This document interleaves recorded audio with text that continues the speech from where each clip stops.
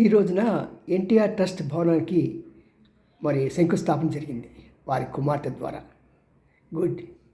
ఎందుకంటే ఈ యొక్క ఆంధ్రప్రదేశ్లో ఉన్న వ్యక్తులు హైదరాబాద్ వెళ్ళి చాలా కష్టపడుతూ ఉంటారు. అక్కడ అకామిడేషన్ లేదు, భాష కూడా కొద్దిగా తిక్కగా ఉంటుంది. ఇలాంటి పరిస్థితుల్లో certainly it is a good issue. వారి అభిప్రాయ ప్రకారం ప్రత్యేకంగా హైదరాబాద్లో చాలా ఇన్స్టిట్యూట్స్ ఉన్నాయి, ట్రస్ట్లు ఉన్నాయి, అక్కడ ప్రజలకి సరిపోతాయి.